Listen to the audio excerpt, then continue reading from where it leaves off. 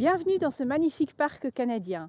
Vous êtes interpellé par l'utilisation à outrance de médicaments. Vous êtes intéressé par des méthodes plus naturelles dans le cadre de différentes pathologies. Vous vous intéressez à la nutrition moderne. Tout ceci pour une revitalisation et pour booster votre immunité. Cette vidéo est faite pour vous. Ok Cécile, on est pas mal ici près de la patinoire. On va peut-être se mettre au chaud pour continuer. On y sera mieux qu'à -6 avec du vent, n'est-ce pas? C'est parti!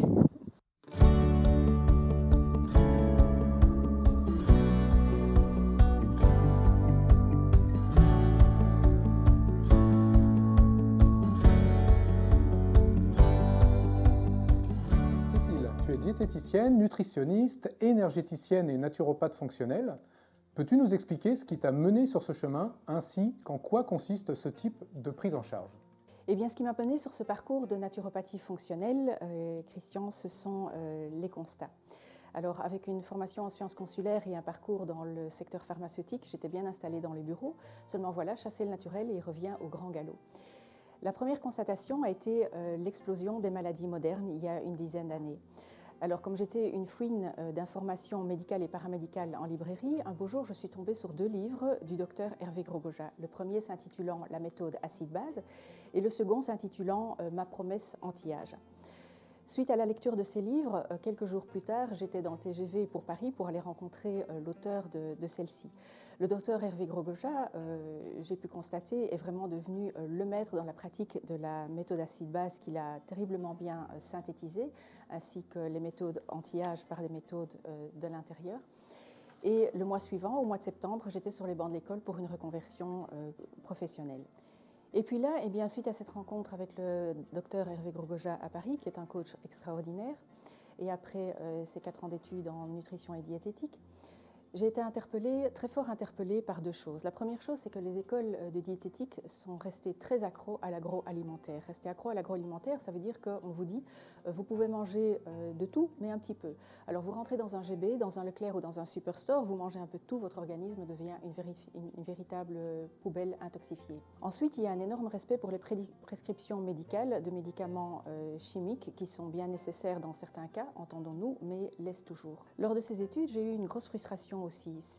Nous avions des cours avec d'excellents professeurs, souvent médecins, en pathologie digestive, pathologie, physico-chimie, biochimie, etc. Et d'autre part, des cours de nutrition. Mais malheureusement, il y avait beaucoup trop peu de liens de fait entre ces cours médicaux et la nutrition elle-même et l'aliment. Ensuite, pendant cette reconversion professionnelle, une autre chose m'a très fort interpellée. Nous avons eu un conférencier à 2 reprises qui nous a parlé d'études qui étaient faites dans son service à l'Université libre de Bruxelles, des études qui étaient faites pour aider des patients en soins palliatifs grâce à des mégadoses de cheval de certaines vitamines, entre autres la vitamine C utilisée dans le cadre du cancer et qui donnait vraiment de bons résultats. Et là, mon front est tombé. Et je me suis dit, mais pourquoi attendre le stade des soins palliatifs pour utiliser ces merveilles de la nature? Ensuite, un deuxième constat est venu plus tard. C'est l'explosion, mais littéralement l'explosion de tout ce qui était maladie auto-immune. Alors nous parlons là de la sclérose en plaques, du lupus, d'Hashimoto dans le cadre de la thyroïde, de la polyarthrite rhumatoïde également. Et en fait, entre ces 2 constats, l'explosion des maladies modernes et l'explosion des maladies auto-immunes, il y a un dénominateur commun qu'on appelle l'inflammation chronique ou silencieuse qui est excessivement bien décrite dans les livres du docteur Grosgoja.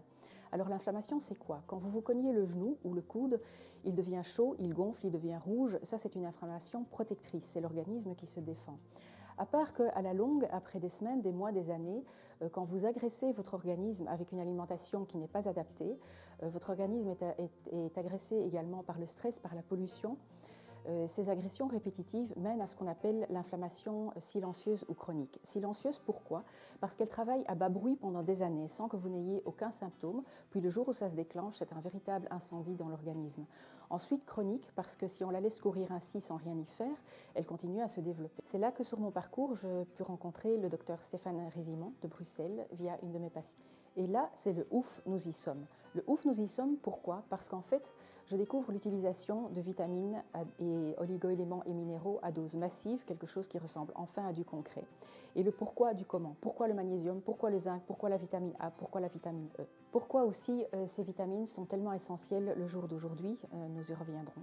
Je découvre aussi enfin tous les mécanismes que j'avais recherchés pendant 4 ans d'études, les mécanismes de notre métabolisme qui font les liens entre notre façon de fonctionner et notre biochimie et l'alimentation que nous ingérons tous les jours. J'entends parler de la psychonutrition aussi, dont nous allons reparler plus tard. Et là, l'effet de synergie des connaissances entre les deux médecins bat son plein. C'est vraiment un effet littéralement exponentiel. Entre la méthode acide-base du docteur Hervé Grosgoja, qui comprend 4 axes, et la micronutrition, psychonutrition du docteur Résimon, tout s'enchaîne. Cécile, est-ce là qu'est né ton concept de 4Wellness Mab, votre partenaire revitalisation? Peux-tu nous dire en quoi consiste le concept exactement? Eh bien, c'est à partir de là que se peaufina et se compléta effectivement le concept de 4Wellness Mab, parce qu'effectivement, la méthode acide-base du docteur Grosgoja et la psychonutrition du docteur Résimon sont vraiment complémentaires et ont un dénominateur commun, c'est qu'ils travaillent tous les deux sur les causes et non sur les symptômes. Alors, travailler sur les causes, comment? Entre autres, par les 4 axes dont nous allons parler. Alors le premier axe étant l'alimentation, mais l'alimentation dans le sens beaucoup plus large que simplement l'alimentation que vous achetez au supermarché. Premièrement, l'alimentation elle-même, il est important de respecter ce qu'on appelle l'équilibre acide-base. L'équilibre acide-base fait appel à la notion de pH. Le pH doit être respecté dans votre assiette pour ne pas acidifier votre organisme. Un organisme qui a reçu des repas beaucoup trop acidifiants pendant de nombreuses années, qu'est-ce qu'il va faire? Il va mettre en place des mécanismes de compensation. Dans ces mécanismes de compensation, il y a une déminéralisation des os, il y a une rigidification des tissus conjonctifs et il y a donc une fatigue aussi et un vieillissement prématuré. En retrouvant votre équilibre acide-base, en fait, non seulement vous regagnez en vitalité, mais vous y regagnez en acuité intellectuelle également. Ensuite, ce premier axe comprend également tout ce qui est complémentation. Complémentation en vitamines, minéraux et oligoéléments. Pourquoi en complémentation? Parce que nos sols sont devenus très pauvres, trop pauvres que pour nous fournir tout ce dont nous avons besoin. La seconde chose, c'est que nos intestins absorbent nettement moins que dans le temps aussi. Nous avons des intestins qui ont été très abîmés par le gluten pendant de longues années, des intestins qui sont devenus poreux et qui absorbent moins les micronutriments. Alors l'agression de l'organisme pendant des années comme ça par des repas acides, ça vous a mené aussi à tout ce qui est intoxination.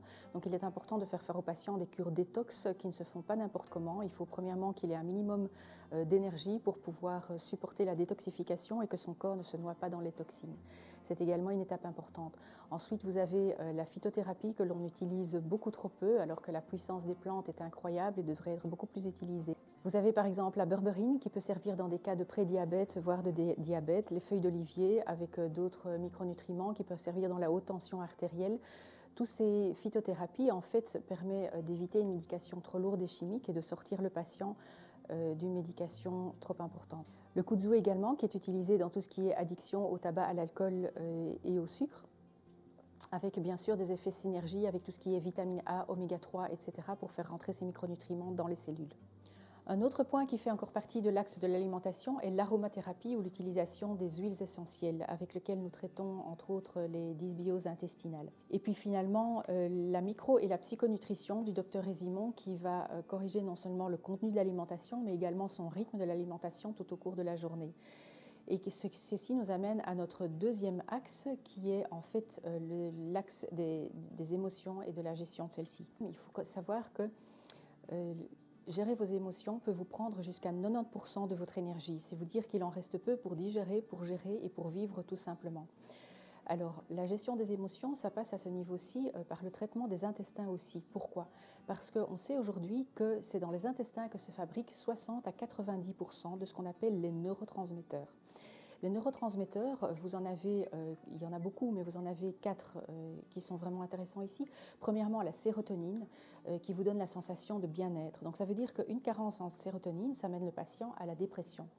Vous avez ensuite la noradrénaline qui est vraiment le kick du matin et la pêche pour la journée. Vous avez la dopamine aussi qui vous permet la concentration, la mémoire et qui vous donne la motivation. Le quatrième étant le GABA qui vous permet de gérer tout ce qui est stress et anxiété.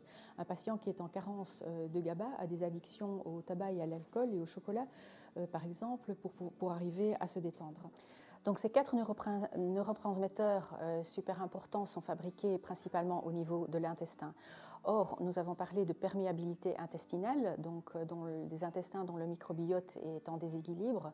Ça veut dire que non seulement ils n'ont plus la possibilité d'absorber correctement les micronutriments, mais en plus il y a toute une prolifération de cytokines pro-inflammatoires.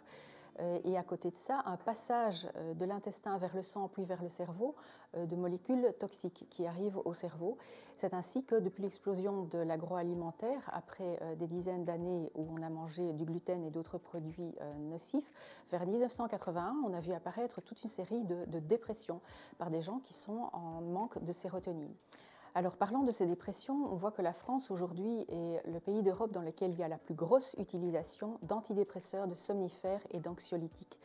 C'est vraiment un pourcentage important de la patientèle pour l'instant. Alors, la question que je me pose, c'est pourquoi n'utilise-t-on pas la méthode acide-base et la micronutrition avant et le soin des intestins avant de passer aux antidépresseurs? Un massacre inutile en fait. Oui, exactement. Alors qu'on sait que quand on soigne les intestins, quand on soigne l'immunité, quand on soigne la micronutrition, il y a moyen de redémarrer le patient de façon naturelle. Cécile, quels autres moyens utilises-tu dans le cadre de la gestion des émotions? Sur cet aspect, on entend beaucoup parler de techniques telles que le yoga, la méditation et autres. Oui, bien sûr, des intestins, puisque, comme je l'ai expliqué, les 4 neurotransmetteurs importants ils sont fabriqués, entre autres la fameuse sérotonine qui vous donne la sensation de bien-être. Donc, une carence en sérotonine vous mène effectivement à la dépression. Donc, nous travaillons sur les intestins. Maintenant, la gestion des émotions étant un sujet vaste et complexe, nous utilisons d'autres techniques également, entre autres tout ce qui est les soins énergétiques. Alors, les soins énergétiques, ça peut être un coaching de vie du patient pour le ramener et le réaligner sur ses propres valeurs et non celles des autres. Ça peut être aussi un réalignement des chakras. J'envoie aussi vers des collègues qui font de la sophrologie, de la méditation ou du reiki, tout cela en fonction du profil du patient. Ok, il s'agit vraiment d'une prise en charge globale, si je comprends bien. Dans ce cadre, nous avons parlé hors caméra du système hormonal qui est si complexe et influent. Est-ce un aspect que tu prends également en compte? Oui, effectivement. Le troisième axe de la méthode acide-base étant le système hormonal, qui est vraiment très important. En naturopathie fonctionnelle, celle-ci nous permet de travailler sur différents organes qui sont producteurs de glandes, entre autres les surrénales et la thyroïde. Alors, si nous parlons des surrénales, par exemple, qui sont une base très importante, qui sont 2 petites glandes situées au sommet des reins, elles produisent à peu près une 50aine d'hormones. Parmi celles-ci, la DHEA, la testostérone et le cortisol. Alors le cortisol est primordial ici et c'est là que l'on va faire le lien entre ce cortisol et le stress. Alors un patient qui a été longtemps sous stress, qu'est-ce qui se passe? Eh bien ces surrénales, elles s'épuisent progressivement. Pourquoi? Parce que les surrénales, elles produisent entre autres l'adrénaline. L'adrénaline, c'est ce qui permet à la gazelle, dès qu'elle voit arriver le lion, de décamper. À part que pour la gazelle, tout va bien, un quart d'heure après, elle recommence à brouter. Chez l'homme moderne, ce n'est pas le cas. Il reste dans son stress et encore son stress. Quand on sait en plus que le stress vient pas seulement de ce que l'on vit, mais de la façon dont on voit les choses, et c'est là qu'on en revient à la gestion du stress, l'homme moderne qui reste dans le stress, il produit de l'adrénaline. Ce stress, il est pro-inflammatoire. Alors l'organisme et la nature étant bien faits, ce qui fait, il produit le cortisol qui, à contrario, lui, va être anti-inflammatoire et protéger votre organisme de ces sécrétions. Donc, dans un premier temps de stress intense, le cortisol, il monte très fort pour protéger l'organisme, à part qu'à force de devoir produire du cortisol, l'hormone du cortisol, les surrénales, elles vont s'épuiser. Et à un moment donné, le cortisol, il chute et il peut même chuter de façon drastique et de façon très rapide. Or, le cortisol est une substance essentielle à la vie. Sans lui, il n'y a plus de vie en 48 à 72 heures. Et c'est là que quand le cortisol crache de cette façon drastique, que le patient tombe dans ce qu'on appelle le burn-out. C'est à ce niveau-là, effectivement, que peut intervenir de façon intéressante la naturopathie fonctionnelle pour rebooster les surrénales d'une part, qui elles-mêmes étant reboostées, vont rebooster le cortisol. Alors pourquoi est-ce tellement important? Parce qu'un patient qui est en burn-out, qui a trop peu de cortisol, il va se retrouver avec une thyroïde qui ne fonctionne pas bien. Or, la thyroïde, elle a besoin, c'est comme la chaudière de l'organisme, elle a besoin d'un tas de micronutriments également pour fonctionner, comme la B12, comme la ferritine, comme le magnésium, comme le zinc, comme l'iode aussi. Donc nous travaillons sur ces deux plans-là. C'est en fait tout un axe qui doit être pris en charge. C'est l'épuisement surrénalien, c'est la thyroïde, et c'est un axe qui remonte jusqu'à l'hypophyse, dans lequel il y a toute une série de réactions et d'effets rétroactifs. À côté de ça, la prise en charge des intestins également et de tout le tube digestif pour une prise en charge la plus complète possible. Donc, au niveau des surrénales, nous travaillons par exemple avec ce qu'on appelle l'ashwagandha, qui est une plante ayurvédique adaptogène, c'est-à-dire que quand les surrénales doivent être boostées, elle la booste, et quand elles doivent être calmées, elle la calme. C'est vraiment une plante magnifique. Ensuite, au niveau de la thyroïde, nous faisons attention à ce que le patient soit complémenté dans tous les micronutriments qui lui permettent de transformer la T4 inactive en T3 active. Et dans de nombreux cas, toute cette phytothérapie qui prend en charge l'axe surrénal, thyroïde, hypophyse est suffisante pour un redémarrage naturel. Pour faire le lien également entre le deuxième axe qui est la gestion des émotions et le troisième axe qui est le statut hormonal, j'aimerais faire référence également à l'endocrinologue Hans Seil de Montréal qui à son époque avait déjà fait des études pour mettre en exergue le lien entre le stress et le statut hormonal. Alors, une fois que le patient a retrouvé un minimum de vitalité et puis ensuite a vraiment retrouvé la pêche, on passe au quatrième axe de la méthode acide-base qui est l'activité physique et qui, elle aussi, est vraiment essentielle. Voilà, donc l'activité physique, c'est important d'être passé par les 3 premiers axes avant. Un patient qui, au départ, est au lit à 20 heures, a l'impression d'avoir un bloc de béton de 200 kg sur lui le matin quand il doit se lever, qui a des douleurs partout, voire de la fibromyalgie, ce n'est pas le moment de lui parler d'activité physique. On passe d'abord par les 3 axes de l'alimentation, de la gestion du stress et de la thérapie des surrénales et de la thyroïde. Alors, une fois qu'on en vient au stade de l'activité physique, j'ai une maman récemment qui est une maman de 2 enfants qui me dit « Cécile, depuis que j'utilise la méthode acide-base, là j'ai tellement d'énergie, mon mari il ne me reconnaît pas ». C'est quelqu'un qui venait au cabinet pour une prise en charge, entre autres au départ parce qu'elle avait des douleurs articulaires au genou et que les radios de la médecine classique ne trouvaient rien. Elle n'arrivait pas à faire 2 marches d'escalier tellement ses genoux étaient douloureux. Elle me dit, là qu'elle dit « J'ai tellement d'énergie, j'ai décidé ce week-end de nettoyer tous les plafonds de ma cuisine ». Alors à ce moment-là, effectivement, quand on a pris ces 3 axes en charge et que le patient est dans cet état-là, là, on bouge et on suggère l'activité physique en lui faisant comprendre que cette activité physique va lui permettre d'autres bénéfices que celui de nettoyer les plafonds de sa cuisine. Ça va lui permettre de reproduire des hormones telles que l'endorphine, par exemple, ça va faire augmenter son bon cholestérol et ça va lui rendre une acuité mentale qui sera accrue également.